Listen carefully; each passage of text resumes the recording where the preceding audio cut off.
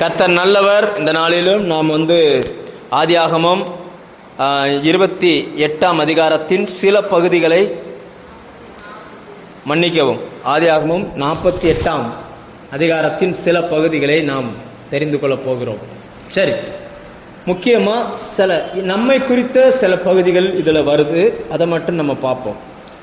1ஆம் வசனம் இப்படி சொல்லுகிறது, யாக்கோபுக்கு முதிர் வயது ஆகிறது, அதனால அவருக்கு வருத்தமாக இருக்கிறது என்று யோசேப்புக்கு சொல்லப்பட்டது. ஆனால் ஆங்கில பைபிள் எப்படி இருக்குன்னா, தமிழில் வருத்தம்னு போட்டிருக்கிறாங்க, ஆங்கில மொழிபெயர்ப்புலையும் மூல மொழிபெயர்ப்புலையும் எப்படி போட்டிருக்குன்னா, அப்பா சிக்னஸாக இருக்கார், வியாதியாக இருக்கிறார், அப்பாவுக்கு வியாதி வந்திருக்குது, அவர் முடியாமல் இருக்கிறார் அப்படின்னு சொல்லி சொன்னார்கள். மூல பாஷையில் எப்படி போட்டிருக்கு அப்படின்னாச்சுன்னா, என்ன வியாதி அப்படின்னு பார்த்தீங்கன்னா, வேதத்தில் முதல்ல அந்த கேன்சர்னு சொல்கிறாங்களா உலகத்தில் இன்னைக்கு, அதை முதல்ல பைபிளில் வந்தது யாருக்குன்னா அந்த யாக்கோபு. ஏன்னா பின்னாடி அந்த ஒருவர் வருகிறார், எசேக்கியா ராஜான்னு ஒருத்தர் வருகிறார். யாக்கோபு நீங்கள் ஏசாயா படிச்சிங்கனாலும் அல்லது 2 ராஜாக்கள் படிச்சிங்கனாலும் 4ஆம் புஸ்தகத்திலும் ஒருவர் வருகிறார். அவருக்கு அந்த 15 வருஷம் ஆண்டவர் அதிகமாக கொடுப்பார். இன்னைக்கு செத்துருவா அப்படின்னு தீர்க்கதரிசி சொல்லிட்டு போவார். ஆனால் முத்தத்துக்கு போகிறதுக்குள்ள அந்த மனுஷன் திரும்பி சுவர் பக்கமாக படுத்து அழுது ஜோம் பண்ணி ஆண்டவர்கிட்ட இன்னொரு 15 வருஷம் எக்ஸ்ட்ரா வாங்கிடும். அப்போ அவருக்கு என்ன வியாதின்னு போட்டிருக்க இடத்துல அவருக்கு பிளவை கேன்சர், அதே பயன்படுத்தப்பட்டிருக்கு, அதே எபிரேய சொல்லுதான் இங்கே பயன்படுத்தப்பட்டிருக்கு. அப்படின்னா என்ன அர்த்தம்னா, முதல்ல முற்பிதாக்களில் வியாதிப்பட்டவர் யாருன்னா யாக்கோப். ஏன்னா எப்பவுமே அவர் நெகட்டிவா பேசுறார், எப்பவுமே நினைச்சாரு, எப்பவுமே நெகட்டிவா பேசுறார். நம்ம ஏற்கனவே ஆரம்பத்திலிருந்து படிச்சுட்டு வரோம். எப்போ பார்த்தாலும் சரி, ஒரு காரியம் நடக்கிறதுக்கு முன்னாடியே அது நடந்தது போலவும், அது இப்படி போனது போலவும், இப்படி வந்தது போலவும் இவராக கற்பனை பண்ணி பேசி பேசி பேசி அந்த நெகட்டிவான வார்த்தைகள் உள்ளுக்குள்ளே போய் இவரா மைண்டில் அவனை ஓப்பன் பண்ணி செஞ்சு செஞ்சு செஞ்சு இப்போ அவருக்குள்ள சரீரத்தில் வியாதி வந்துருச்சு.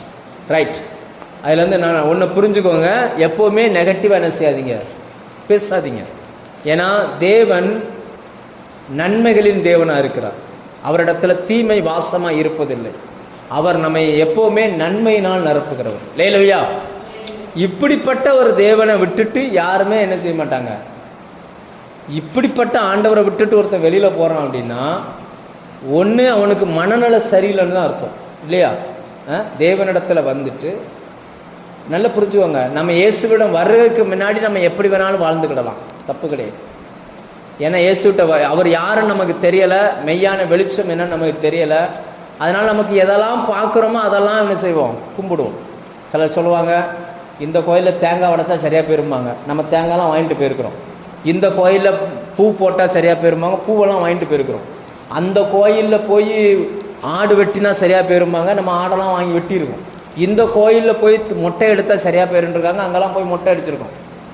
இன்னும் ஒருபடி மேலே போய் சொல்லுவாங்க, திருப்பதிக்கு போனால் திருப்பம் வந்துருன்றாங்க. அதுக்கெல்லாம் பஸ் ஏறி நம்ம திருப்பதிக்கு போன காலங்கள்லாம் உண்டு, அது ஒரு காலம். அப்படி இருக்கிற அந்த காலத்தில் திடீர்னு பிள்ளைக்கு உடம்பு முடியாமல் போகும்போது சொல்லுவாங்க, அல்லா கோயிலில் போய் மந்திரிச்சு கைத்த கட்டுங்க அப்படிம்பாங்க. நம்ம அதையும் செஞ்சோம், அதெல்லாம் செஞ்சுருக்கிறோம். அதெல்லாம் இயேசுவை அறியறதுக்கு முன்னாடி. இயேசுவை ஏற்றுக்கொண்ட பிறகு இப்போ இங்கே போய் தேங்காய் உடைங்க, இங்கே போய் மொட்டை போடுங்க, இங்கே போய் அந்த கோயிலுக்கு போங்க அப்படின்னு சொன்னால் நம்ம போவோமா? நம்ம போக மாட்டோம். ஏன்னா தேவன் ஒருவர் தான், அவரை தாண்டி வேற தேவனே கிடையாது. ஆனால் அதே நேரம் நம்ம அவரை மட்டுமே ஆராதிச்சுக்கிட்டு இருதயத்தில் அந்த பக்கம் திரும்பிடக்கூடாது. யாக்கோபுக்கு தேவன் நல்லவராகவே இருந்தார், ஆனால் அவருடைய சூழ்நிலை அவரை எப்படி யோசிக்க வச்சுச்சுன்னா, எப்போவுமே நெகட்டிவாகவே யோசிக்க வச்சுச்சு. அதனுடைய விளைவு பார்த்தீங்கன்னு சொன்னால், முற்பிதாக்களில் இவர் வியாதிப்பட்டு மரிக்கிறார். அதுவும் இந்த காலத்திலேயே குணமாக்க முடியாதுன்னு சொல்லக்கூடிய ஒரு வியாதியை சில 1000 வருடங்களுக்கு முன்னாடி அவர் வியாதிப்பட்டு மரிக்கிறார். சரி, இதை நல்லா புரிஞ்சுக்கோங்க. நெகட்டிவாக ஒரு நாள் என்ன செய்யாதீங்க. உங்கள் கை மீறி என்ன போனாலும் அது கர்த்தருக்குரியதான், தேவன் பார்த்துக்கிடுவார். உண்மையா இல்லையா? உங்களால் ஒரு முடியை கூட கருப்பாக்கவோ வெள்ளையாக்கவோ என்ன செய்ய முடியாது. வேணா டை அடித்து கொஞ்ச நாள் ஏமாற்றலாம். ஆனால் உண்மை என்ன ஆயிரும், வளர்ந்துருமா? முடி வளரும் போது என்ன ஆகும்? பஞ்சவர்ண கலராக மாறிடும். இல்லையா? ஒரு முடியில் முன்னாடி கருப்பு, அப்புறம் ஒரு செம்பட்டை, அப்புறம் ஒரு வெள்ளை, இதெல்லாம் சேர்ந்து பஞ்சவர்ண கலராக மாறிடும். அதனால் தேவன் உங்களை என்ன வச்சிருக்காரோ அப்படியே நீங்கள் என்ன செஞ்சுக்கோங்க. எந்த நிலையிலும் கர்த்தர் நல்லவர், அதை நல்ல மனசில் வச்சுக்கோங்க. லேலுயா, எந்த சூழ்நிலையிலும் கர்த்தர் நல்லவர். அவரிடத்துல தீமை இல்லை, அவரிடத்துல அநியாயம் இல்லை. சரி, நாம் இன்றைக்கு கற்றுக்கொள்ள வேண்டிய முக்கியமான பாடம் அந்த 1ஆம் அதிகாரத்தின் பின்பகுதியில் வாசிங்க. 2 குமாரராகிய மனாசேயும், வேதத்துல பரிசுத்த ஆவியானவர் இந்த பகுதியை எழுதுகிறார். வேணும்னே இந்த பேர்கள் எல்லாம் கரெக்டா எழுதுறாரு பாருங்க. ஏன்னா மூத்தவன் பேர் மனாசே, இளையவன் பேர் மனாசே, இளையவன் பேர் என்னது? எப்ராயிம். இதுல மாற்று கருத்தே இல்லை. நீங்க ஆதியாகமம் 41ஆம் அதிகாரத்தின் பின்பகுதியை படிச்சீங்கன்னா, அதை எடுங்க, 41ஆம் அதிகாரத்தின் பின்பகுதியில் படிச்சீங்கன்னா அங்க நம்ம இப்படி பார்க்கலாம். அவன் அந்த பேர் வைக்கும்போது, தன் பிள்ளைகளுக்கு பேர் வைக்கும்போது அப்படி சொல்லி வைக்கிறார். 41ஆம் வசனம் 51 வாசிங்க. யோசேப்பு என் வருத்தங்கள் யாவையும் என் தகப்பனுடைய குடும்பம் அனைத்தையும் நான் மறக்கும்படி தேவன் எனக்கு செய்தான் என்று சொல்லி மூத்தவனுக்கு மனாசே என்று பெயரிட்டான். சிறுமைப்பட்டிருந்த தேசத்தில் தேவன் என்னை பழுக பண்ணினார் என்று சொல்லி இளையவனுக்கு எப்ராயிம் என்று பெயரிட்டான். இந்த பேரை மறந்துடாதீங்க. மூத்தவன் பேர் என்னது? இளையவன் பேர் என்னது? இப்படி எழுதும் போது ஆண்டவர் எழுதுறார். மூத்தவன் பேர் மனாசே, இளைய பேர் எப்ராயிம். அந்த பேரை எழுதும் பொழுது யோசேப்பு தனியா வரல, கூட மனாசேயோடு எப்ராயிமோடு வந்திருக்கிறான். இப்படி எழுதுகிறார். ஆனா அப்பா என்ன தெரியுமா சொல்றாரு? அப்பா என்ன சொல்றாரு பாருங்க. 48ஆம் அதிகாரம் 5ஆம் வசனத்தை வாசிங்க. இப்ப அப்பா முடியாம படுத்திருக்கிறாரு. யோசேப்பு பக்கத்துல வந்துட்டாரு. அப்பா கஷ்டப்பட்டு எந்திரிச்சு என்ன செஞ்சிட்டாரு? கையும் காலையும் ஊனி இப்படி உட்காந்துட்டு இப்ப இவர் சொல்றாரு, நான் உங்ககிட்ட எகிப்துக்கு வர்றதுக்கு முன்ன உனக்கு எகிப்து தேசத்தில் பிறந்த உன்னுடைய 2 குமாரரும் என்னுடைய குமாரர் ரூபன், சிமியோன் என்பவர்களை போல. உங்களுக்கு என்ன வித்தியாசம் தெரியுது? எப்ராயிமும் மனாசேன்னு அவர் எழுதுறாரு. முதல்ல எப்படி எழுதினாரு? மனாசே எப்ராயிம். பின்னாடி எழுதும் போது என்ன எழுதுறாருன்னா எப்ராயிம். இப்ப தம்பி முன்னாடி வந்துட்டாரு, அண்ணன் எங்க போயிட்டாரு? பின்னாடி போயிட்டார். இந்த வேத பகுதி நமக்கு எதை காட்டுகிறது அப்படின்னாச்சுன்னா, முந்தினது இஸ்ரவேல் ஜனங்கள், பிந்தினது நம்ம. அதாவது எப்படி புரியுற மாதிரி சொன்னா, யூத ஜனங்கள் சகோதரர் மூத்தவர்கள், ஏன்னா தேவனை அவர்கள் தான் ஃபர்ஸ்ட் அறிஞ்சாங்க. இளையவர்களா நாம யாரு? இளையவர்கள். இப்போ இங்க பாத்தீங்கன்னா இளையவன் ஃபர்ஸ்ட் வர்றான், மூத்தவன் செகண்ட் வர்றான். இப்போ இந்த இடத்துல நம்ம புரிஞ்சுக்கிட வேண்டிய சத்தியம் என்னன்னா, அப்பா ஃபர்ஸ்ட் பேரை சொல்றாரு. அப்பா என்ன செய்யறாரு? பேரை சொல்லிட்டார். ஆனா 8ஆம் வசனம் வாசிங்க. இஸ்ரவேல் யோசேப்பின் குமாரரை பார்த்து, இப்ப பையனையே பார்க்கல, ஆனா பார்க்காமலே இப்ப என்ன சொல்றாரு? பார்க்காமலே பேரை சொல்றாரு. ஆளே பார்க்கல, இதுதான் இவன் ஆளே பார்க்கல. ஆளையே பார்க்காம முதல்ல பேரை சொல்றார். இப்போ இவங்க யாருன்னு என்ன செய்யறாரு? கேட்கிறார். அப்ப இதுல இருந்து நம்ம என்ன தெரிஞ்சுக்கிறோம் அப்படின்னாச்சுன்னா, இங்க அவங்க அப்பா பிதாவாகிய தேவனுக்கு அடையாளமா இருக்கிறார். யோசேப்பு இயேசு கிறிஸ்துவுக்கு அடையாளமா இருக்கிறார்.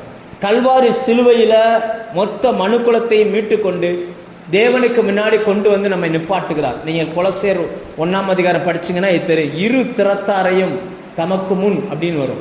2 பேரையும் கொண்டு போய் நிப்பாட்டுகிறார்.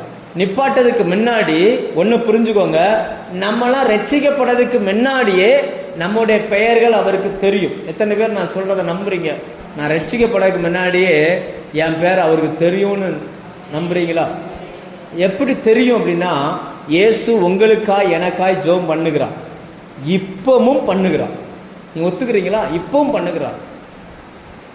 யோவான் 17:20 வாசிங்க. யோவான் 17:20. இயேசு பண்ணுன அந்த ஜெபம் பாருங்க. அதுல உங்க பேரும் வருது, என் பேரும் வருது. 17:20 வாசிங்க. இயேசு பண்ணுகிற அந்த ஆசாரித்துவ ஜெபத்துல, சீசர்களை நிப்பாட்டிட்டு சொல்லுகிறார், நான் இவர்களுக்காக வேண்டிக் கொள்வதும் அல்லாமல் இவர்களுடைய வார்த்தையினால் என்னை விசுவாசிக்கிறவர்களுக்காகவும். அப்படின்னா நம்மளாம் எப்படி இயேசுவை ஏற்றுக்கொண்டோம்னா, அப்போஸ்தலர்கள் இன்னொரு நபர்களுக்கு சொன்னாங்க, இன்னொரு நபர்கள் சொன்னாங்க. இப்படி நம்ம காதின் வழியாய் அவரை கேட்டோம். கேட்கிற நமக்காக அவர் அன்னைக்கே ஜெபம் பண்ணிட்டார். இன்னைக்கும் பிதாவின் இடத்திலிருந்து நமக்காய் ஜெபம் பண்ணுகிறார். நல்லா புரிஞ்சுக்கோங்க. கங்கனாங்குளத்துல இவங்கெல்லாம் ரட்சிக்கப்படுவாங்கன்னு சொல்லி நம்ம பேரை சொல்லி என்ன பண்றாரு, ஃபர்ஸ்ட் ஜெபிக்கிறார். ஆண்டவரே என்ன, நம்ம ஜெபிக்கிறோம் இல்லையா, நம்ம சபையில ஜெபம் பண்றோம், நம்ம நிறைய பேருக்காக ஜெபிக்கிறோம். ஜெபிக்கிறது உங்களுக்கு நான் சொல்றது புரியுதா?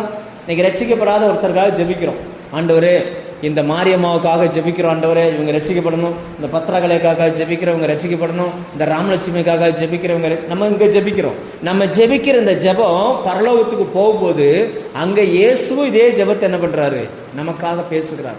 என் பிள்ளை ஜெபிக்கிறான், அந்த பத்திரகாளிய கொஞ்சம் மனம் திரும்ப பண்ணிருங்க அப்படின்னு அவரும் ஜெபிக்கிறார். அதனால அப்பாவுக்கு ஃபர்ஸ்ட் என்ன செஞ்சிருது, பேர் பெயருது. ஆனா ஆள் எப்பதான் வர்றாங்க, லேட்டா தான் வர்றாங்க. மனாசே எப்ராஹிம் என்கிற பெயர் முன்னாடியே தெரிஞ்சிருச்சு. ஆனா அந்த 2 பேரும் எப்பதான் வர்றாங்க, லேட்டா தான் வர்றாங்க. இப்ப இவர் கேட்காரு, இது யாரு அப்படின்றாரு. உடனே அதுக்கு யோசேப்பு பதில் சொல்கிறார், இவர்கள் தான் இங்க பிறந்தவர்கள். அப்ப அதை ஒன்ன புரிஞ்சுக்கிடணும், நம்மை குறித்து எல்லாமே நம்முடைய தேவனுக்கு தெரியும். இல்லையா? அவருக்கு எல்லாமே தெரியும். நம்மை பற்றி நன்றாய் அறிந்திருக்கிறவர். அதை ஒரு நாளும் நம்ம மறந்துடக்கூடாது. நம்மை பற்றி எல்லாம் அவருக்கு தெரியும். யாருடைய பெயர்களை எல்லாம் அவர் உச்சரித்திருக்கிறாரோ அவர்கள் மட்டும்தான் அவரிடத்துல வந்திருக்கிறாங்க. ஆமென். அல்லேலூயா. சரி, ரெண்டாவது என்ன நடக்குன்னு பாத்தீங்கன்னு சொன்னா, அந்த 2 பிள்ளைகளையும் சொல்லுகிறார், இந்த 2 பேரும்.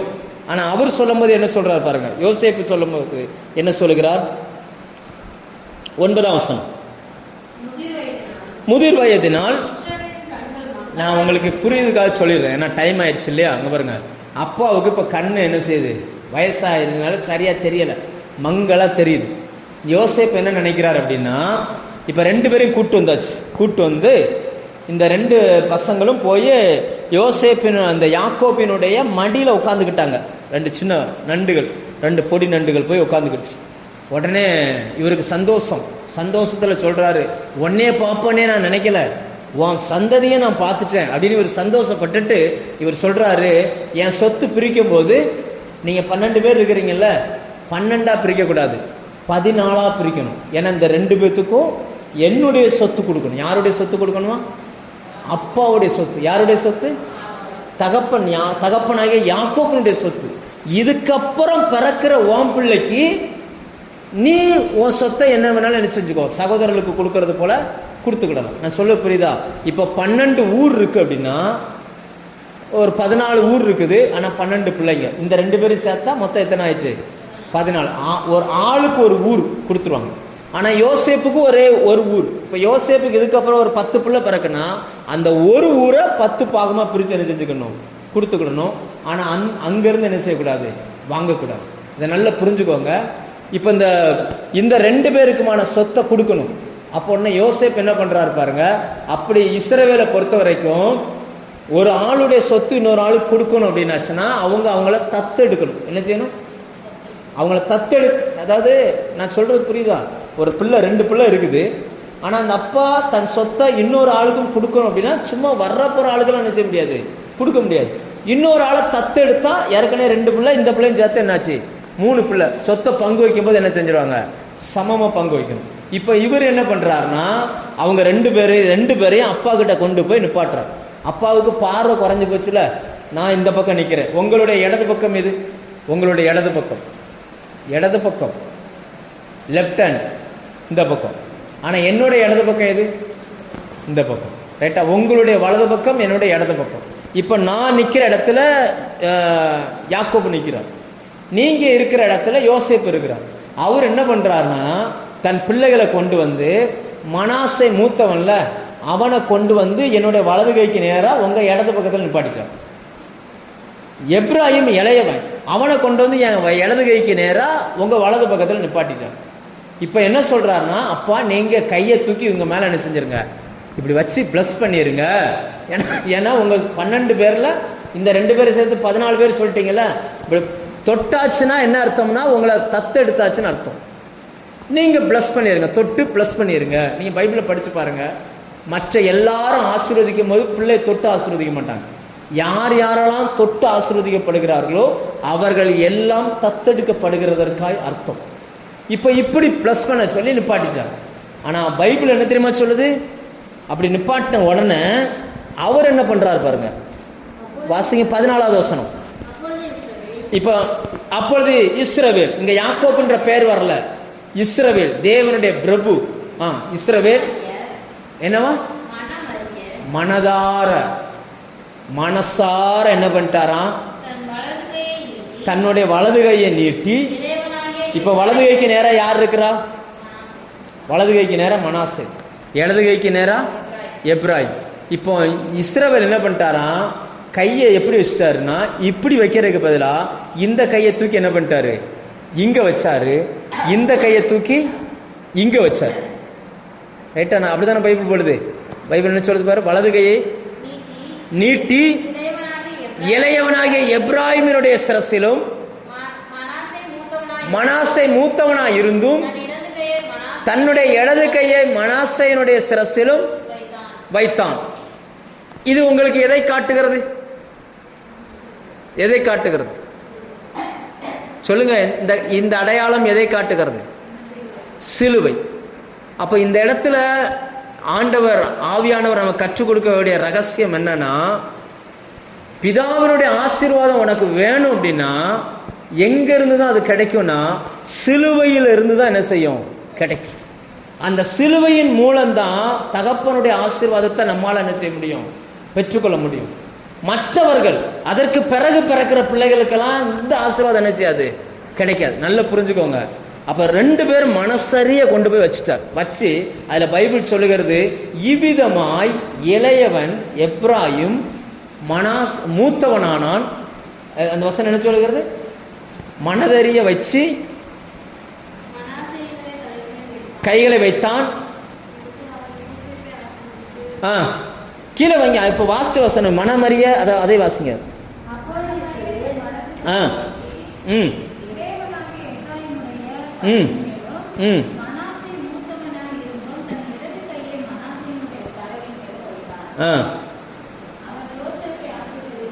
இருபதாம் வசனத்தின் பின்பகுதியை வாசிங்க. பின்பகுதி எப்ராயிமை மனாசேக்கு முன்னே வைத்தான். லேலுயா. இப்ப அப்படின்னா அர்த்தம் என்னன்னா, சிலுவை மரணத்தினால், சிலுவை மரணத்துக்கு பிறகு இப்ப ஃபர்ஸ்ட்ல யார் வந்துட்டா அப்படின்னா நம்ம வந்துட்டோம். பின்னாடி யார் போயிருக்கிறான்னா இஸ்ரவேல் ஜனங்கள் இப்ப எங்க இருக்கிறாங்க? பேக்ல இருக்கிறாங்க. அவங்கள விட ஒரு படி நம்மளை கர்த்தர் என்ன பண்ணியிருக்காரு? முன்னாடி கொண்டு வந்துட்டோம். அதனாலதான் பின்னாடி நம்ம அதை வாசிச்சா தெரியும். இவர் பார்ப்பாரு, இஸ்ரவேல் யாக்கோபு யோசேப்பு பார்க்கிறாரு. எப்பா என்னப்பா நீ செய்யற? இடது கையை தூக்கி இளையவன் மேல வச்சுட்ட, மூத்தவன் மேல வச்சுட்ட. மூத்தவன் இவன், வலது கையை தூக்கி மூத்தவன் மேல வை அப்படின்றார். அப்போ அவங்க அப்பா சொல்றாரு, எனக்கு தெரியும் அப்படின்னு. எனக்கு தெரியும், இவன் மூத்தவன் ஒரு கூட்டமா மாறுவான், ஆனா இளையவன் அவனை பார்க்கிலும் பெரிய கூட்டமா மாறுவான் அப்படின்னு. லேலுயா. இன்னைக்கு பெரிய கூட்டமாய் மாற வேண்டிய இடத்துல இருக்க வேண்டிய ஜனங்கள் யாருன்னா நீங்களும் நான் சொல்ல புரியுதா உங்களுக்கு? ஒரு பெரிய கூட்டமா மாற வேண்டிய இடத்துல யார் இருக்கிறா? நீங்களும் நானும் இருக்கிறோம். ஆனா நம்ம மாறி இருக்கிறோமா அப்படின்னு பார்த்தா மாறலாம். இன்னைக்கு முழு உலகத்துக்கும் ஆசீர்வாதமாகவும் இருக்கிறது யாருன்னா யூதர்கள் தான் இருக்கிறாங்க. படிப்புன்னு எடுத்தீங்கன்னா அவங்க தான், வேலைன்னு எடுத்தீங்கன்னா அவங்க தான், பணம்னு எடுத்தீங்கன்னா அவங்க தான், அறிவுன்னு எடுத்தீங்கன்னா அவங்க தான். ஆனா அவங்களை பார்க்கிலும் மேலான ஒரு ஆசீர்வாதத்தை கர்த்தர் நமக்கு வச்சிருக்கிறார். அதுதான் அந்த வேத பகுதி சொல்லுகிறது. அந்த வசனத்தை வாசிங்க. எனக்கு தெரியும் மகனே, எனக்கு தெரியும். எத்தனை? 19ஆம் வசனம். தகப்பனோ தடுத்து, அது எனக்கு தெரியும் என் மகனே, எனக்கு தெரியும். அதாவது மூத்தவனை பார்த்து, மனாசே பார்த்து, இவனும் ஒரு ஜனக்கூட்டமாவான், இவனும் பெருகுவான், இவனுடைய தம்பியோ, அதாவது நம்மளை சொல்றார், இவனுடைய தம்பியோ இவனிலும் அதிகமாய் பெருகுவான். இவனுடைய சந்ததியார் திரளான ஜனங்கள். யூதர்கள் இன்னைக்கு இருக்கிறது ஒரு தேசத்துல தான். ஆனா கிறிஸ்தவர்கள் இருக்கிறது முழு உலகத்திலும் இருக்கிறாங்க. இவர்களுடைய சந்ததியார்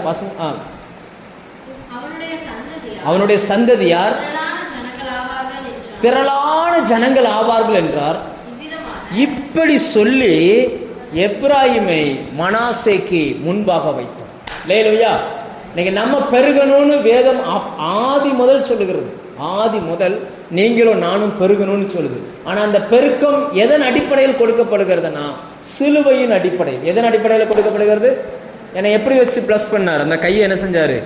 கை எப்படி வச்சு சிலுவை அடையாளத்தில் வச்சு என்ன செஞ்சாரு? மேல கையை வச்சார். இன்னைக்கு ஒரு கிறிஸ்தவன், எந்த ஒரு கிறிஸ்தவன் சிலுவையின் அந்த மேன்மையை புரிந்து கொள்கிறானோ அவன் மட்டும்தான் பழுகுகிறான், அவன் மட்டும்தான் பெருகுகிறான். நிறைய பேர் கிறிஸ்தவர்கின்ற பேரில் வாழுகிறார்கள், நிறைய பேர் மதத்தில் வாழ்கிறார்கள், கிறிஸ்தவ மதத்தில் இருக்கிறாங்க. ஆனா அவர்கள் உறவுக்குள்ள என்ன செய்யல, வரல.